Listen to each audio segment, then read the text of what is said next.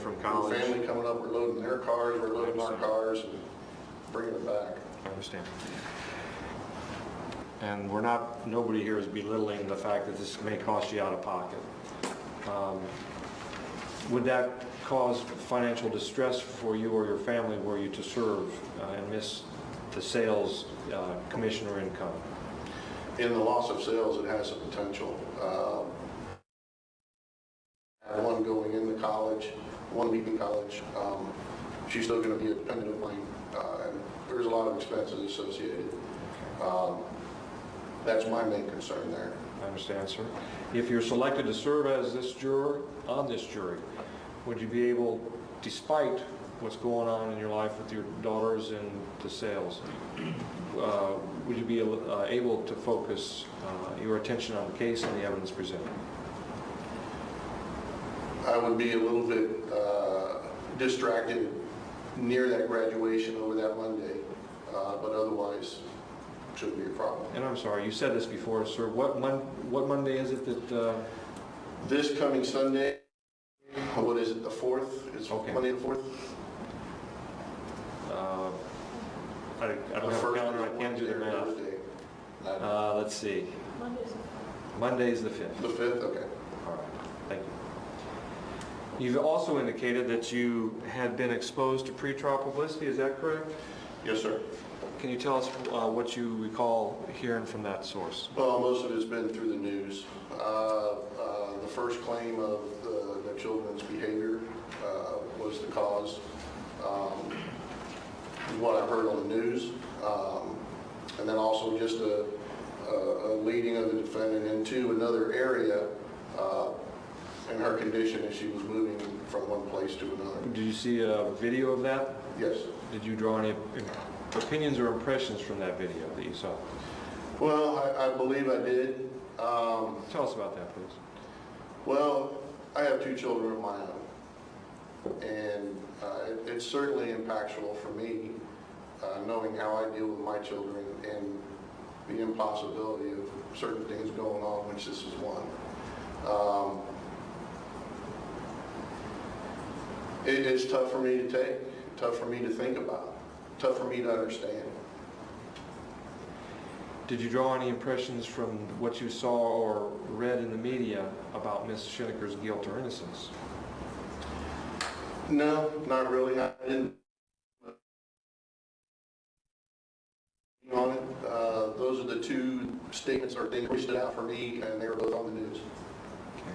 What about that video image of Ms. Schenecker affected your cause of the reaction that you just described? It gave me an odd feel, an uncomfortability of being in that type of condition. What type of condition did you conclude she was in from that video? Well, I really couldn't make a conclusion. I didn't know if it was a true or I heard on the news, I believe that it was a withdrawal from drug.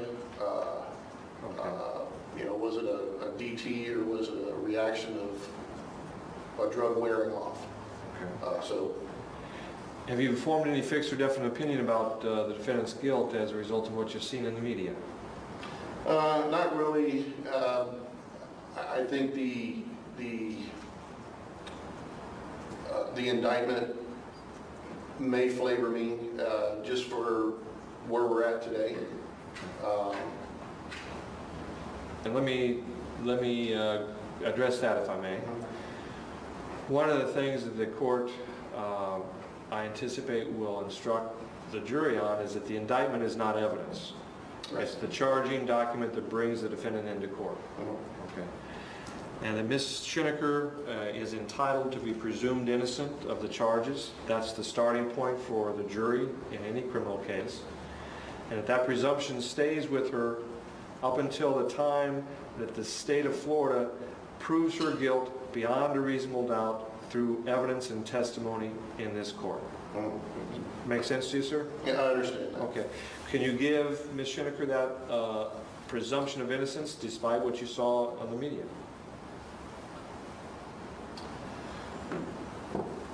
I think it would be a challenge. I'd have to hear the evidence. Okay. And I'm not quarreling with your answer, but I want to make sure that you understand that the presumption attaches before there's any evidence presented. Yeah, I understand. Okay. So I guess, can you give that starting point that the Constitution requires as being presumed innocent?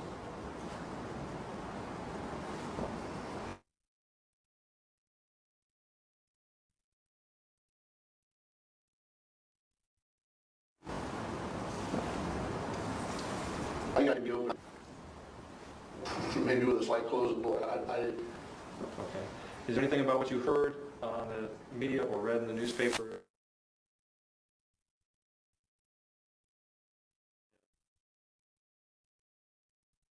in your mind would prevent you from being fair? I guess the first thing that I mentioned today in the behavior of the children has really stuck in my head. Okay. And how?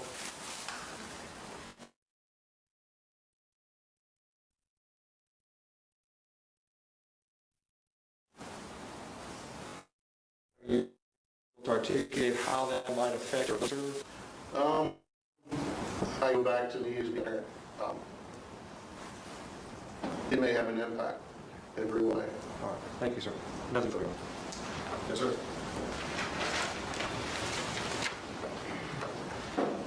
Good morning. How are you? Good morning. Well, thank you.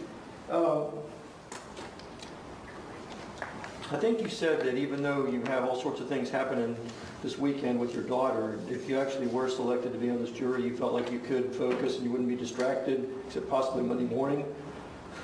Is that the way you phrased it, or? Well, outside the window of we leave to go up Saturday morning. We're staying Saturday night. We're doing the graduation on Sunday, staying Sunday morning or Monday morning and bring her back in the afternoon. If I can be outside of those windows, I don't believe that there would be a distraction. Well, what if you weren't able to be outside of those windows? That's the question. There's no right or wrong answer. We were just asking. Yeah, and I'm just thinking of my conversations this morning with my wife over the length of this trial. And she has been stressing quite heavily over two graduations. My youngest daughter's graduating out of high school, and then my oldest out of college. And it got a little heated this morning about missing the graduation, which I understand. We're very strong in the family. We don't miss our kids. I'll travel to the ends of the earth to go see them perform in whatever sports or whatever. This is an academic achievement that we have worked for, what is it, 16 years, all the way through, well, 17 if you count kindergarten. I would think it'd be a pretty large distraction to not be with my child on those days.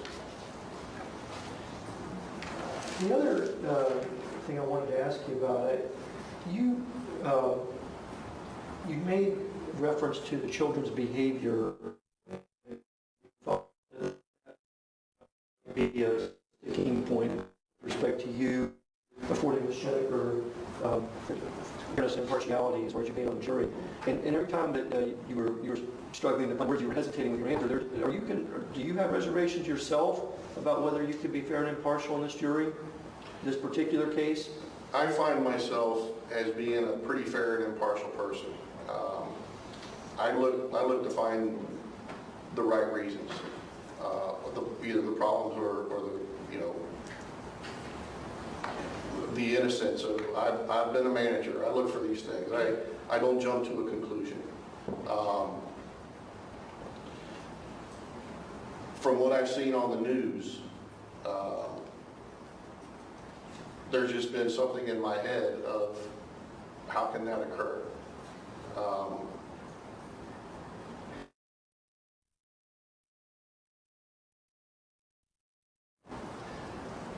Could I be impartial? I think I could, with that sitting back there. You can't completely dismiss it. So that impression that you have is still with you, and you're concerned that it might be with you throughout the trial if you're a juror. It would be. Okay. Are there any other questions? Thank you, sir. All right, thank you. Thank you. You may step down. All right.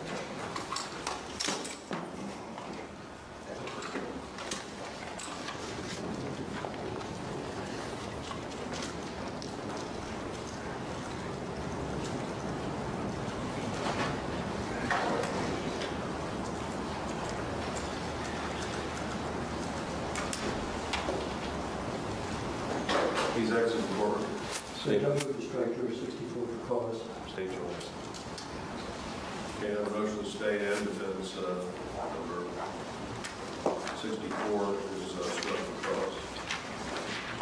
Number 65 indicates some knowledge of the case.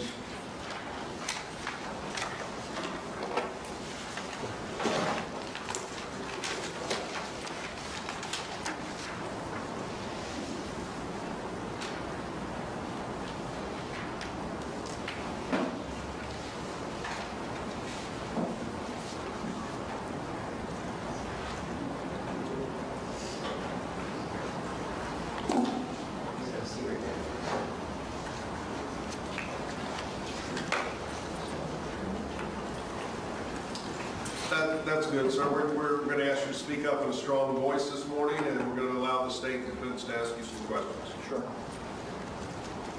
State. Thank you. Sir, you've indicated yesterday that you had some knowledge or information about this case that you had learned outside of court before yesterday. Is that correct? Yes, correct.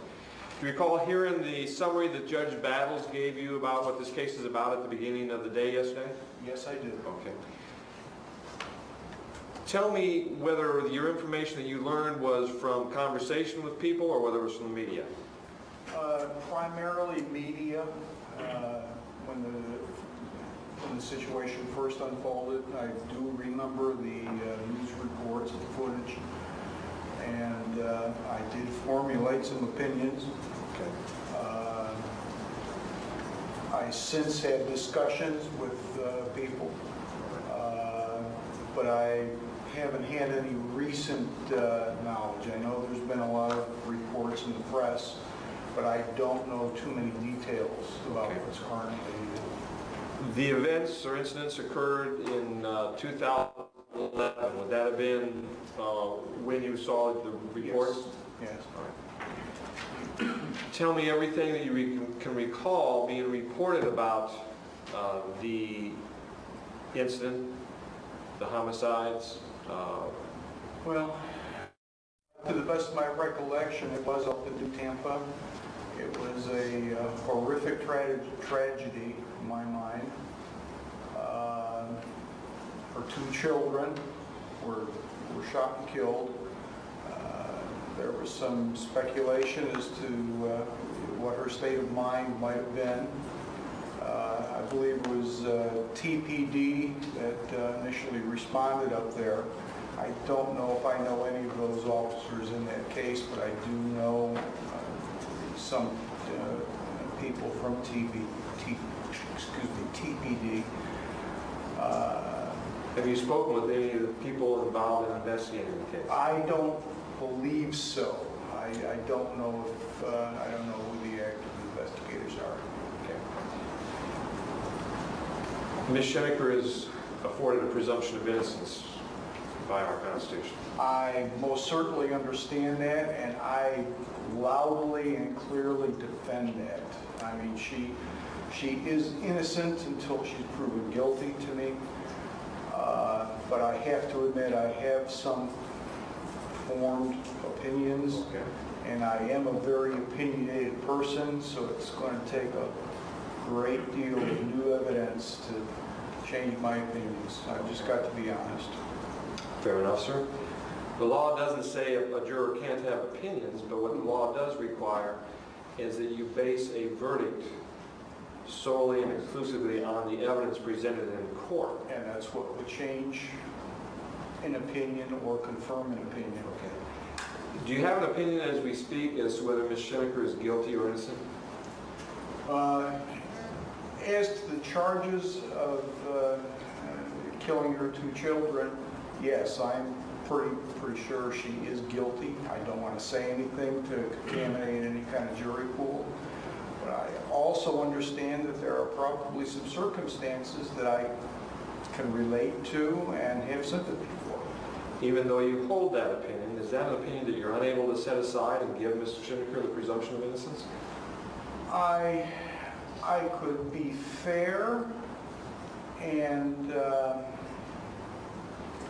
I would be willing to listen to any evidence.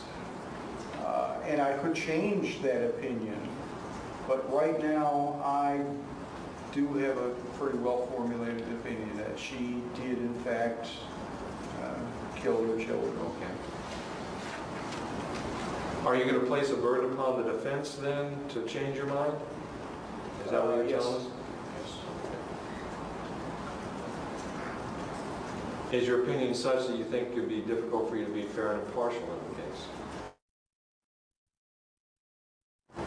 It would be a challenge. I think I could rise to the occasion. I think I could be fair and impartial because, like I stated, I believe in the constitutional rights, and you're innocent until somebody proves you guilty to me in a court of law. Can you hold the state of Florida to that burden to prove to you, regardless of what you saw outside the media? I don't understand what you mean. Well, let me give you this kind of scenario. Let's say that the state of Florida presents evidence, but some of what you heard on the news is not presented. Some of what formed the basis for your opinion is not presented.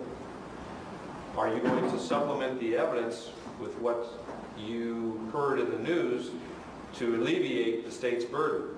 I do have a problem there. I don't know specifically what evidence is being talked about, but that was one of the things that I heard in the last couple of weeks, that they may not allow some evidence into court. And what type of evidence did you read about or hear about that was under consideration? It was something about previous problems, either over-medication or under-medication or improper medication, traffic violations, previous purchase of a weapon. I don't know real specific details. Okay, thank you, sir. Nothing further. Question? Good morning, sir. Good morning.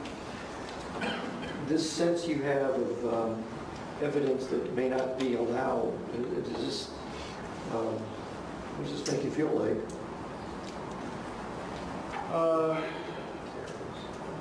I don't want to be held in contempt of court, but I just believe that everything that is pertinent to a situation or a case or a terrible tragedy like this should be public. It should be made known. Sir, you said that you have, as we speak, I take it, a well-formulated opinion that Ms. Schenecker is guilty of the murder of her children. Yes, from what I've seen from You said you're an opinionated fellow. yes. Should I take it then from your words that this well-formulated opinion is one that's rather strong in your mind? Yes, it would take some large new evidence introduced. I mean, hypothetically, if they could show me that an investigator went in and found footprints or fingerprints or forensics that said that no, she was innocent and somebody broke into the house and did this. Somebody else can have a finger pointed at them. Yes, that would open my mind. I might reformulate my opinion. Mike. I might. Thank you, sir. I have no further questions. Thank you, sir. You can step out. Thank you.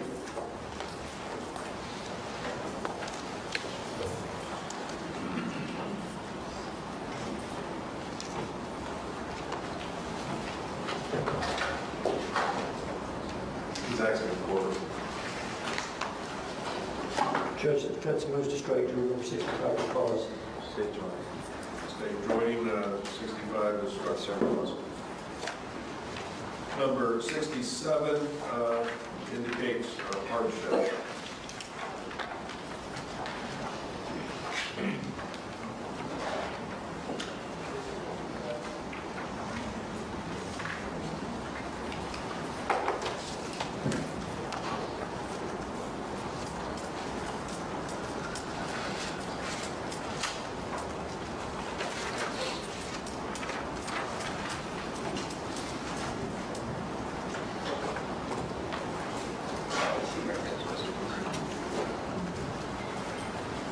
Okay, you have a seat right there, sir. I'm going to ask you to speak up in a strong voice. We're going to allow the lawyers to ask you a few questions. Sure.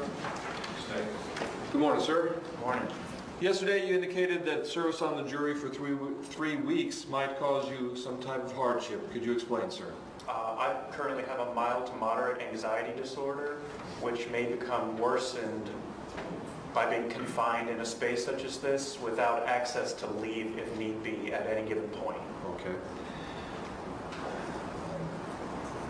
Let me tell you how it would work if you were to serve, and then I'll have some follow-up questions for you. Sure. Okay. If we're looking to pick a jury of 16 people, okay. Once that's done, we would move across the street into a smaller courtroom that's about probably 2/3 of this size, half to 2/3. During the trial, you'd be seated in a jury box, much like what's over there, with the padded seats that rock kind of. And during some breaks, the jury would be going back to a jury room for short periods of time. They would be free to leave, go home at lunch breaks, in the evenings. In deliberations, however, the jury has to stay together, with exception for breaks, supervised by the bailiff, would have to stay together in a room during deliberations. The length of deliberations is unknown because that's up to the jury. It can be however long the jury determines is needed. Days, hours, minutes, whatever. And the court across the street is much like this in terms of lighting and space, again, only about 2/3 of the size. And of course, there will be, the courtroom's open, so the public can come in. There may be people coming in and out to watch, things of that nature. And I know it's probably hard for you to project the future and how your condition may play out, but knowing that, do you have any concerns for your ability to serve given your condition? It's not necessarily the deliberations, it's more or less during the trial for the duration of the period between recess and lunch.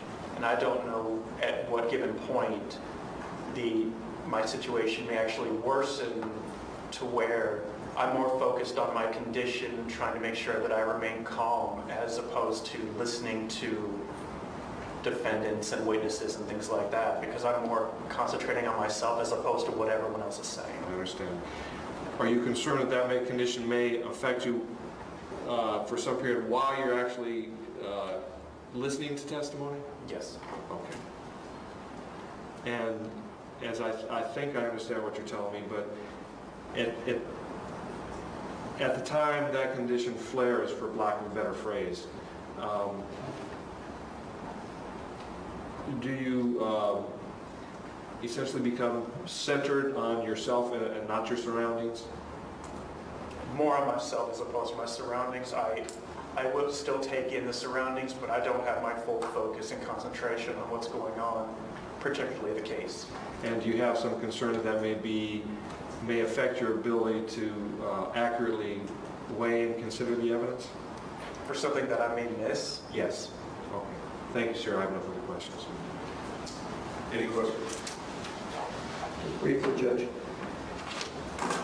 Sir, you mentioned you have a mild anxiety disorder. Do you take any medication, or is there any step you could take if you were selected to be in this jury to perhaps help control the situation before it got to a point of no return, so to speak? I'm currently taking medication every morning in addition to supplements as needed. Okay, so you're already maxed out on what you can do as far as medicinal response to the situation. That is correct. Okay. Okay, thank you, sir. Thank you. You may step out, sir. Thank you.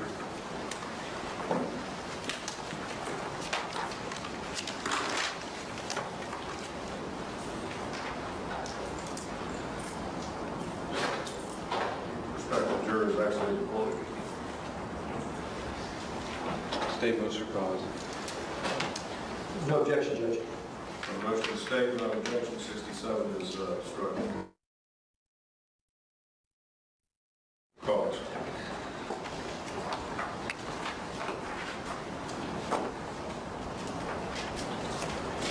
All right, we're going to go ahead and give court staff everyone about a 15-minute comfort break.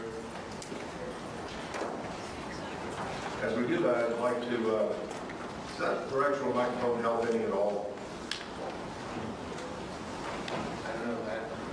I mean, you know, bump it and see if it actually is. You can hear it. Yeah.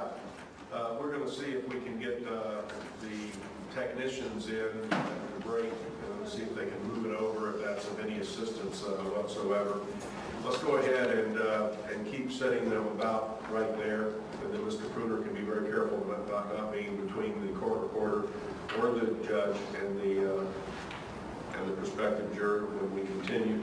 And it appears that the AC has calmed down a little bit. I just sent a message about that. Good. Okay, I figured y'all were taking care of that. All right. With those minor adjustments, let's take about a 15-minute break.